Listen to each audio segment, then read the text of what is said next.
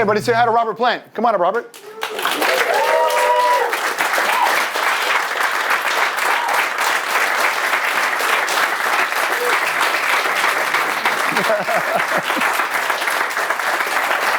warm. It's warm.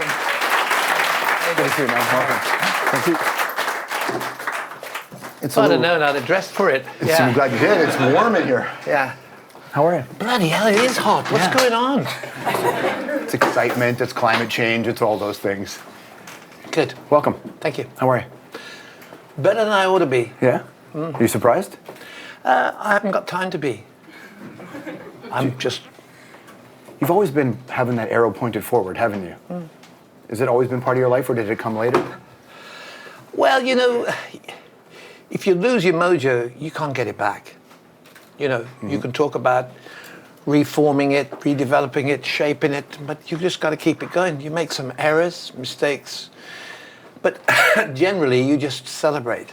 I can imagine. Do you want a water, by the way? We can get a tea or water. Yeah, that wouldn't be a bad idea. Yeah. Thank you. Can I have a cup of tea as well, please? That we can do. Tea ready to rock. You know, the last time we spoke, you had said to me, this is after the interview, we were off camera, we were just walking back to the room, and you said, you know, because you hadn't written the songs that you were performing, and you're like, maybe there's just nothing left to say. And I remember thinking, if Robert Plant has nothing left to say, everything's fucked. But then all of a sudden, now you have things to say again. Had you lost your mojo, or did you said you can't get it back, but had you got something back? Well, no, it's circumstantial. When I was working with Alison Krauss, I was in a Nashville environment to begin with. The journey begins many, many years ago. So through naivety and lust and will and all that, you develop something. And you look back later on and go, well, that was brave, but it was, you know, you had to get better than that. So things developed right up until maybe the year 2000, when Jimmy Page and I traveled around the world with an Egyptian orchestra playing stuff, you know. And it got to a point one night in Mannheim in Germany where we were playing inside a big concrete cube to a huge audience of males pumping the air with their fists. And I went, well, I don't think we need this anymore. It's time to get off the bus quick. Right. So we as a culture didn't need that anymore? Or we inside here, yeah. the many, many myriads of me. And so we got to Paris and we played the 50th anniversary of the Declaration of Human Rights in Paris. It was an insignificant bill. It was the beginnings of Radiohead, Bruce Springsteen acoustic, Peter Gabriel acoustic, and the Dalai Lama. Yeah, bums across the board. Yeah, right. I mean, the Dalai Lama doing a gig, yeah, he played mean harmonica, and I just looked at the crowd and I saw the guitarist in Radiohead. When it was time for a solo, he just knelt down and started messing with his pedals, and got some squelch shit going on and all that sort of stuff. And I went, well, that's a lot different to what I have been, the world I've been in, of expressive gesture and stuff. So I just, I realized it was time to change. Then I started writing. I mean, the first album, Dreamland, with Strange Sensation, only had a couple of things on it, because again, like later on in Nashville, you grab at songs that you like and you kill them as best you can, and then you say, do I like these people? Can you open up? So the first album, after saying goodbye to that big time shit, was invariably psychedelic covers and things, you know, Hey Joe, Morning Dew, that sort of thing, Song to the Siren, beautiful song, all that. And then you get used to the guys and start getting into it, and Mighty ReArranger was a huge rocket forward for me. And in the kind of wondrous margin of obscurity that I now live in, it was a great place to be, because I realized the guys I'm working with have got so much. They all came from such different places, musical personalities, and experiences from, you know,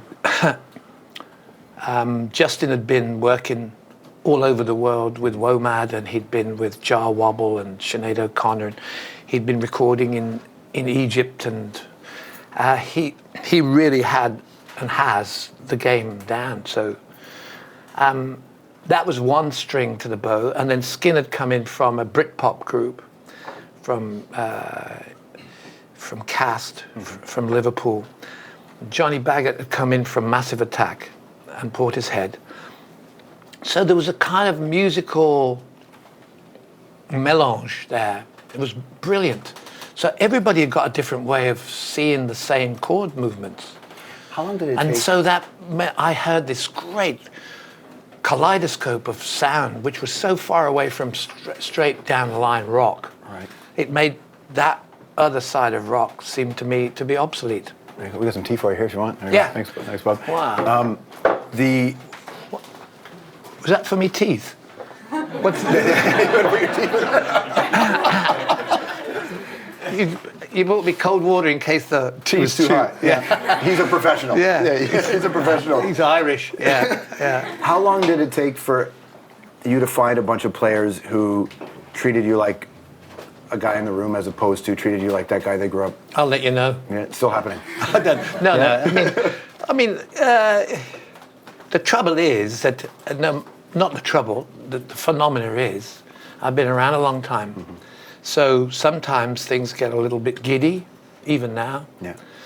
But not from my point of view, but from people who come through, come by. Yeah.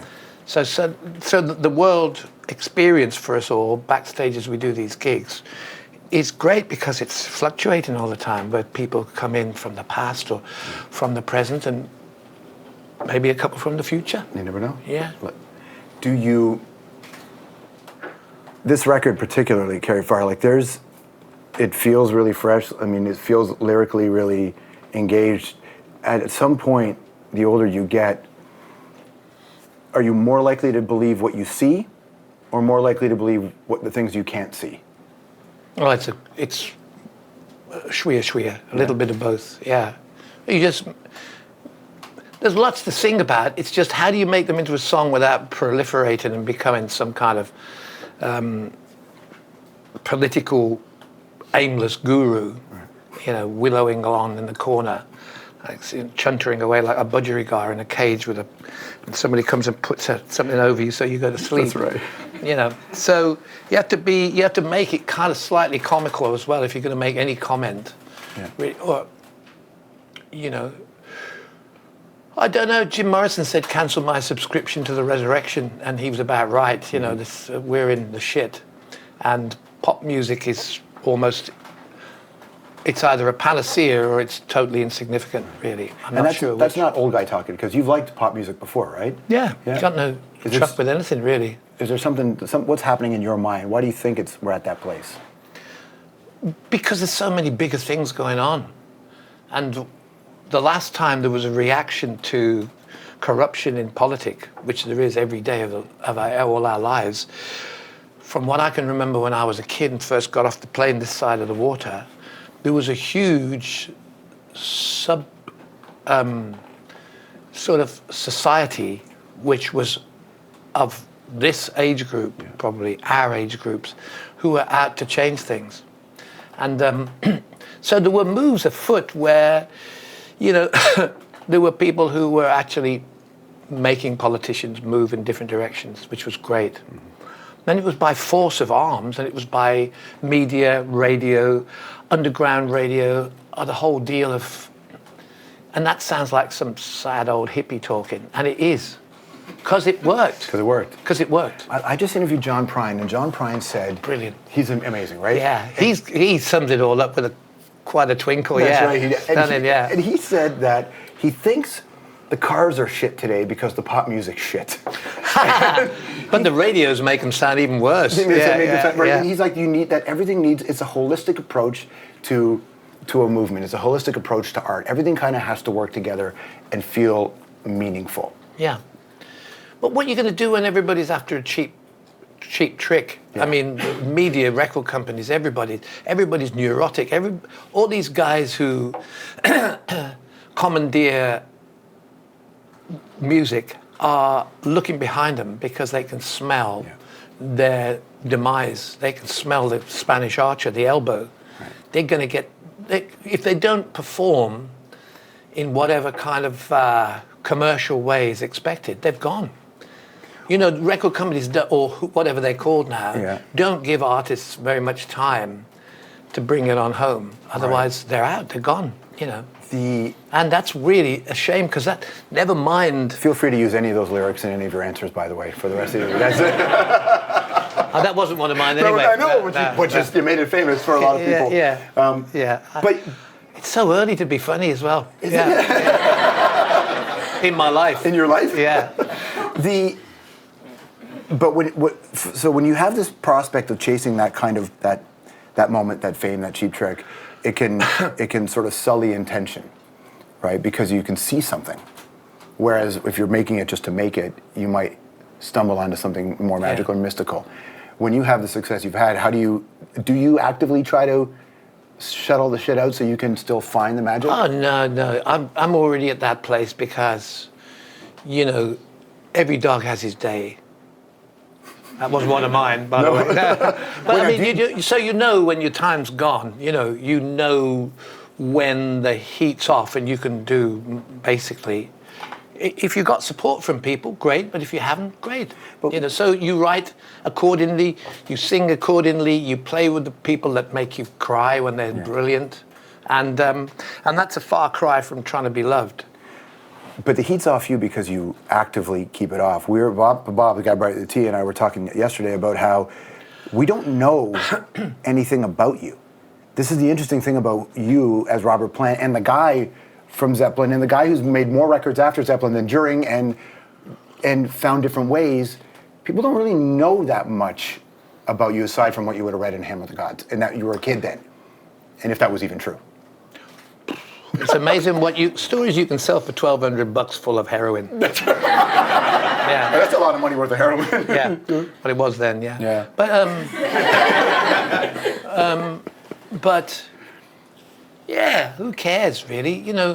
I mean, I really, really care. But at the same time, I don't care. Right. I care about getting what I care right. Right. And then beyond that, you can fish. I mean, I've spoken to you before, not in this intimate sort of sauna. Yeah. But I'm the air conditioning here. I thought it'd be better for the environment, but that was a mistake. Yeah. Environmentally conscious lighting. Yeah. So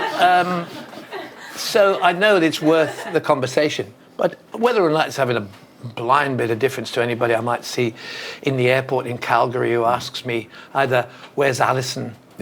Or where's Jimmy? Yeah. And I say they're cohabiting, or something like that. So, I mean, they're not going to know about Carry Fire because, the forces that be won't give it any air. So you become guerrilla. You have to. And I like that. It must be exciting. It's funny because you can start off a show with a Zeppelin song and the people go mad and that, and then you go into something I really hold very dear, like Turn It Up, which is about the whole shit of North American radio and the corruption within it, and you can feel the audience go, oh, and then they have to wait. Right. And do you like that play with them? Well, it feels a bit weird, really. It's like a kind of weirdest foreplay that gets us to the end of the night. Yeah. For the big finale. But you could play any Zeppelin song, even ones that maybe no one even heard back then, and people will lose their mind. No. Do you play Zeppelin song and it falls flat? More or less, yeah. Really? Yeah. Which song falls flat? Well, we have mutated one or two songs. Okay. So we were doing Misty Mountain Hop with some film of brutalities in the late 60s and stuff. Oh, that would do it. And a weeping Statue of Liberty at the end, and all that sort of thing. And that did leave one or two people cold. Is that one of those things you do or don't care about? Well, it's entertainment. I do believe that, it's really about people. I go to a gig, I want to feel good, and at the end of it, I want to know, wow, that was really great. I don't want anybody faking it just for the sake of putting some more bums on seats. Right. Let's be loved again by everybody. Because at this time in my life and career as a singer, at least, there's only one way to be big. And which way is that? The way I can't find. Is it the way, but do you want to, are you searching for it? No, not anymore. Were you for a while? Yes. But under my own flag. Yes. Well, you'd said to me that when Zeppelin ended, you were like 31, 32, and you're looking at the rest of your life like, now what do I do? And you said the shadows behind you were taller than you needed them to be, and find my way. Can you pinpoint an era in your life when you found, oh, this is my flag that I can hoist? Oh, many times, yeah, all the time. With each project, otherwise it doesn't exist. Right. There's not a lot riding on it, really. If it's not substantial and it's not the best I can do, or it's not covered in love and, demonstrative stuff, doesn't exist. There's no wallpaper. In the art you consume, is it the same way? The literature you read, the things you watch? I watch a lot of soccer. Do you? Yeah. Do you watch Game of Thrones? No. No? I got offered a part in that. Did Yeah. And you said no? Yeah, well, I don't want to be typecast. I mean, I started that shit off with go back to immigrant songs. Yes. And Led Zeppelin being a part of a cultural exchange in Iceland with the Icelandic government. So they didn't really know what they'd invited onto their little island. And so on the way back on the plane, I started thinking about, because I love Western European history, from maybe the Bronze Age up through all the old religion, the great sort of when we were really in touch with our earth. And so the Viking thing was obviously, so that whole idea of playing in Iceland and experiencing this amazing landscape and people. So, yeah, I've got a lot to answer for, really, because I've never seen so many bands with double-bladed axes and sort of looking like that. They could have all looked like Soft Cell, something like that. Were it not for you and Mordor and all of that. Yeah. Mordor, naughty Mordor. That's it. Yeah. It haunts you to this day. Yeah. What part did they offer you in Game of Thrones? What was it, Nick? Do you know? No, they hadn't decided. Yeah. I thought I got to ride a horse and go. I hadn't got time to grow the beard, really, so... No, but I mean, that's silly. Yeah. What's the most exciting song on the record for you to play on Carry Now? Fire? Yeah. Carry Fire. Yeah. Title track. I mean, there's a lot of dynamics in the song, so there are... we did Bones of Saints last night, which is pretty powerful stuff. And now we've extended it so it begins with the solo. It's really about... in Mesopotamia, that's where they considered the Garden of Eden was, in the Euphrates Valley, where the hanging walls of Babylon were. Right. And there was a point where every single piece of cultural reference to that area where civilization started to really develop was bombed to pieces like 3 years ago. Yeah. And it's just, and you just watch it on the news on repeat all the time. There was a time when Saddam Hussein was trying to rebuild the hanging walls. There was all this conversation about just the cultural importance of that region. So if you bomb your history, can you understand it truly? No. Well, who needs history? You just need power and heft. Now. Yep. Anyway, thanks for having me. It's been great. Probably run out of everything I got to say now. But we're not done yet. You were 22 when you went to Morocco? Yeah. Do I hear that on this record now? Is that what I'm hearing as well? Yeah, you can hear it everywhere in me, sadly. It stayed with you the whole time? Yeah, absolutely, yeah. I've been there this year.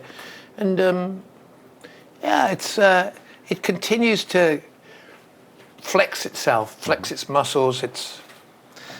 They lost in the 94th minute yesterday in the World Cup against Iran. I mean, it's great to see, countries represented who are supposed to be the pariah of the world, and yet you see and you realize that beneath the ruling class, you got people. Yeah. And footballers and soccer players and people selling hot dogs and all that stuff going on. So it's a great thing to see. It's a panacea, really. It's, but yeah, I go to Morocco as much as I can. It's a very funny place. I can imagine. There's a humour about the people. And when I went there one of the first times, I went down to Guillemine, which is supposed to be the gateway to the Sahara. And I met this guy, and he said,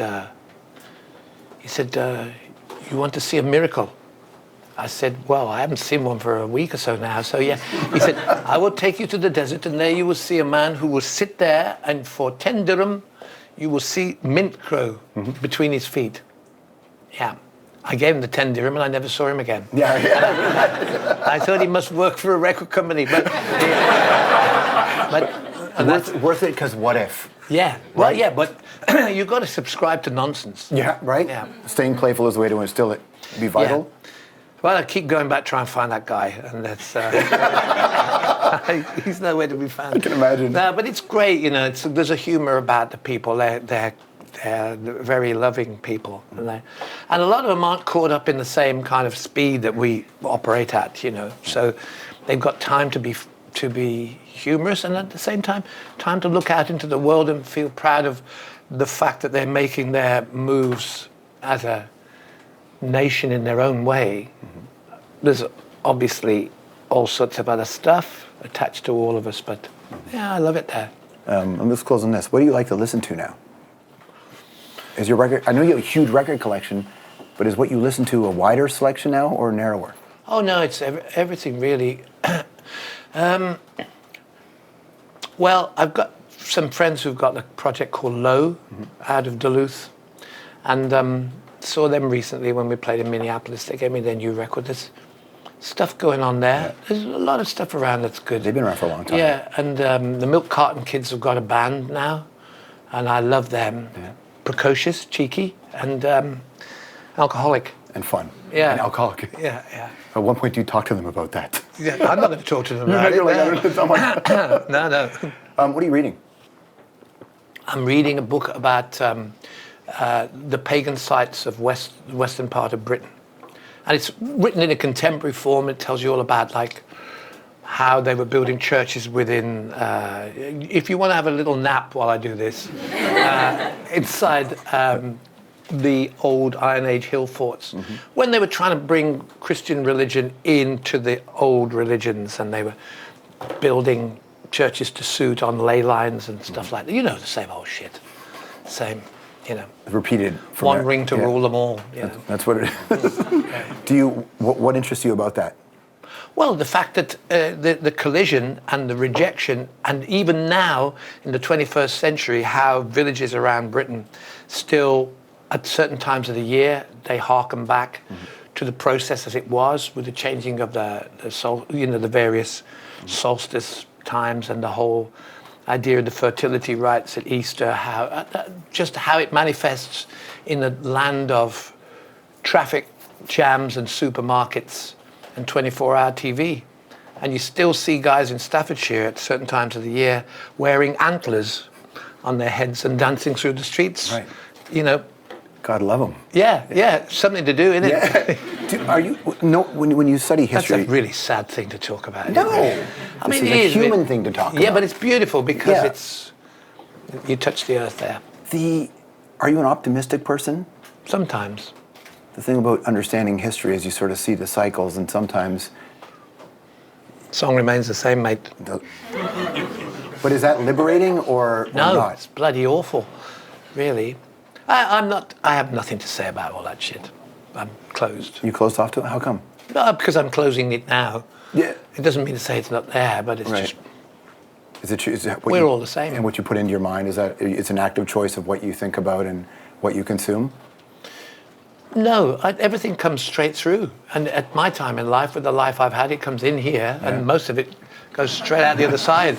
There's a filter system, which I get excited about. Yeah. I was just thinking about all the artists who are rich because you guys changed the system. Do they ever thank you? Not at all. No. But I had nothing to do with me. No? Was it Peter? Yeah. Yeah? Well, I mean, he just stood up to the bullies. Yeah. The guys who got the whole music business under control. They got a kind of manacle around everything. But, you know, times change. Yeah. Goodness knows what it's like to be in a big band now. Yeah. There's a lot of shit going on when you do a gig. How would you approach the music business today if you had songs in you and you were 17, 18, 19? I think I'd get a job first, and then I wouldn't get too optimistic about what was going to happen. Right. Mind you, there are singer-songwriters who can play 3 nights at Wembley Stadium with a great light show, Yeah. and there's substantial songs to sing along to. Yeah. Thanks for your time, man. That's a pleasure. What a pleasure. Robert Plant, everybody. Yeah. Thank you.